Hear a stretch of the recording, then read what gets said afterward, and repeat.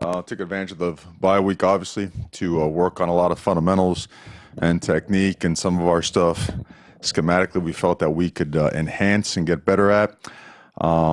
Certainly looking forward to opening conference play in-house and getting Autzen Stadium going. Super excited to see our fans and that atmosphere that they create.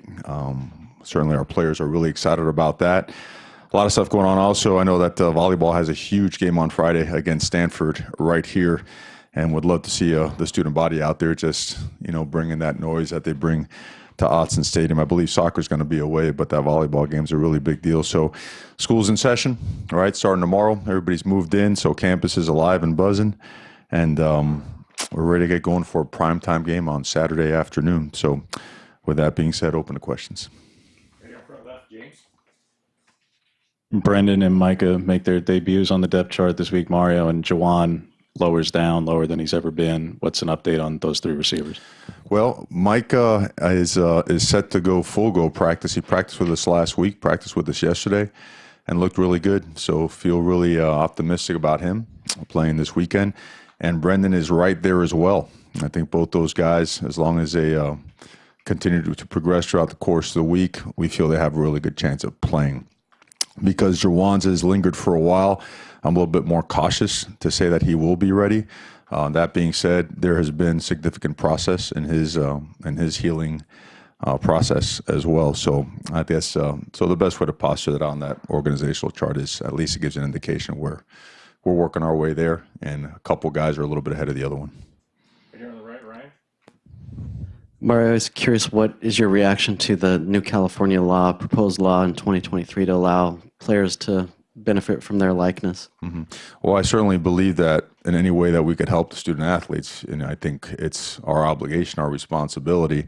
We certainly do a lot for them here, and I know what it's like. I've been there, I don't know enough about what the rules are, what the format is for that. I'm all for making sure that we maximize what they can benefit from or how they can benefit. I would have to have like a format and a blueprint of exactly what all those recent,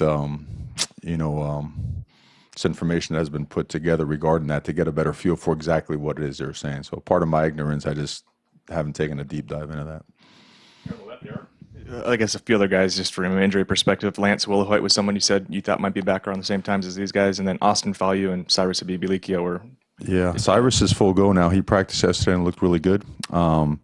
Lance and J.R. Waters are both getting closer to playing. I thought Lance looked pretty good yesterday, running around. We just don't have him doing all the practice. I would say the real physical stuff that would be more demanding, on his legs. And Austin had a good week. I know he played sparingly last game. We don't see him having a significant injury, but just got tweaked up and banged up a little bit. He's progressing well, so we expect to have him for this week as well. Here on the left, James. Can you speak to Cal's defense, Mario, where obviously their secondary is widely regarded as one of the best in the league? Certainly you have a tremendous defense with a great secondary of your own, but between Weaver and, not to discredit anybody else in their front seven, but Weaver and their back 4 or 5, it's a pretty loaded unit. What do you see from that secondary in particular on tape? Well, I think you got to credit the entire defense. I mean, I think those guys up front do a tremendous job, not only with gap control, but also when they get into their 4-down stuff, penetrating. They certainly collapsed the pocket, did a great job of that last week, and really just about took over the game. So, but they're so multiple on defense. I mean, you'll see an odd front, you'll see a 4-down front. They'll cloud the coverage to the field, to the boundary. They'll play some of their quarter stuff and quarter half. I mean, they're very they make it difficult on the quarterback with the pictures that they present. And then they have really good personnel. They can play man coverage, they can play press man, catch man. They match coverages really well.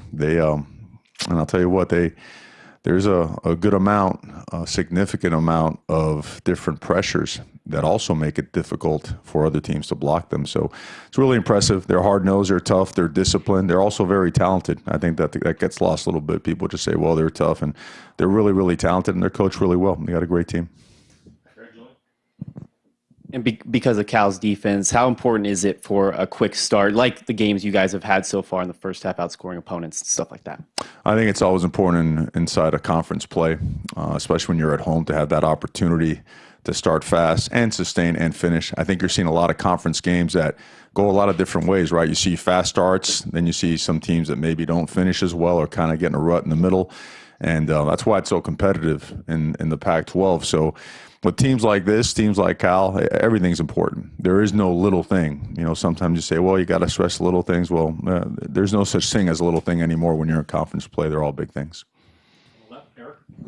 Over the last several days, it looks like there's been a player announced a transfer in and announced a transfer out. I wonder if those are things you can talk about right now. Well, the only thing I could really comment on is J.J. Tucker is handling some personal issues. There is no guarantee he'll be on the team or off the team yet, and I'll keep you posted with any information regarding that. We're here on the right, Ryan. Mario, you've talked about how you've used the tight ends to supplement the passing game with all the injuries. I'm just curious, has the playbook been fully implemented, or due to the lack of wide receivers, did you kind of shrink it? And now when you get these other three guys going, does that allow you to do even more stuff offensively? Well, it certainly allows you to do some things from every standpoint, from a practice standpoint, the depth standpoint, and then, of course, just what you use on Saturday. So we're pretty excited about having those guys back. Right over here on the right. Mario, how do you feel about how much does the bye week help your team? And also, how do you feel about the new system, which allows you guys to have 2 bye weeks through the whole season? I like it. I really do. I think there's the ability to heal up, the ability to kind of just stop for a second, see where you're at, reassess, develop more guys. I think it's critical. I really do. It's a great format. It's a great format and something that we've taken full advantage of. And you got to have that balance. You got to have the balance where you are working, you are remaining sharp, or you're sharpening, your tools and getting better. But you certainly don't want to take on the pounding of a game week, right? Because that's the benefit of a bye week. You're going to be able to get some guys back and maybe spare yourself from few extra collisions that you would have. So no, I'm a big fan of it. And you know what? We take a lot of pride in studying how to use the bye week, because we use it not only for football purposes. Us not starting school till this week, we used it also for developmental, like personal and professional development purposes, and got those guys out, different site visits and networking opportunities throughout town and in Portland. Had some guest speakers in town. So, it's almost like camp, right? Where you have them all to yourself and you have a tremendous opportunity to help these guys grow from the inside out. So I'm greedy like that. I'd take any bye week that you can have as often as possible. Returning a couple guys at receiver this week. Did Spencer Webb and David Davis, do those guys stay at receiver? Do you move them around a little bit, or kind of what's the plan for them? Well, that's a good question. And Spencer Webb has done a really good job and has made some big plays. And David has stepped in and done a great job. And both of them have been unselfish players, right? Because Spencer was playing tight end, David was playing some corner, and they were both they were on their way to being productive at those spots as well. So we're going to see how tomorrow goes. There's still some unknowns now, that comes with the week. And as we get into it and we feel pretty optimistic about it, may there be some moves? There might. And if there is, we'll certainly get that to you so you have that information. Right here in the front, James. With Juwan, Mario, because there's been players across the country who are perfectly healthy who have already elected to use the 4-game redshirt rule to their benefit. I realize he's a grad transfer, and this was never part of his plan or thought process. Mm-hmm. At any level, because now we're into the 5th game week and there's uncertainty, has there even been a conversation about potentially returning for him? Because obviously there's a lot of games to go and the postseason could be particularly long, possibly, but at the same time, this is not a situation he ever thought he would be in either. All focus is on playing right now. No conversations about redshirting. Right here in the middle. With Cal quarterback Chase Garbers out, how does that change your game plan for this week? Well, number one, we don't know who's going to be in or who's going to be out. Maybe they've made an announcement or not. I don't know. I know that they're talented. I know that in their last 2 games, they've made a significant amount of plays in the passing game.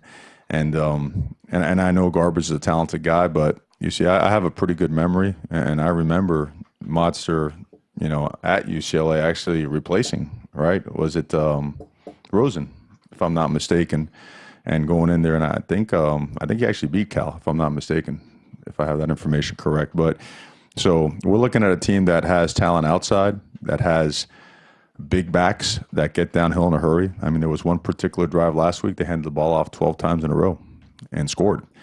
Talented offensive line that gets after you. And a brilliant offensive coordinator that knows how to move the football. So you have to prepare for, both kinds of quarterbacks, and we have enough film on both of them to feel comfortable in preparing for them.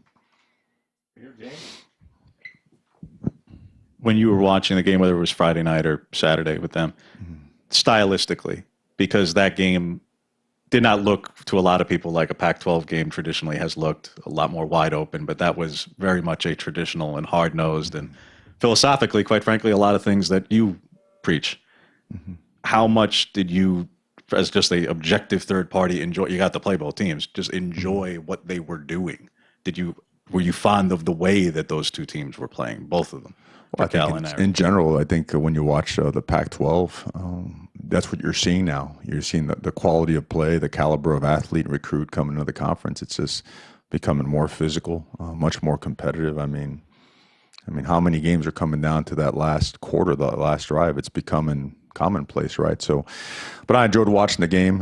Certainly those guys, they got after each other now. I mean, you watch the line of scrimmage, both teams ran the ball hard. Both teams tackled well, made some big plays, and again, coming all the way down to the end. So, like we all know, every single week, inside of conference play is going to be, the equivalent of a playoff game.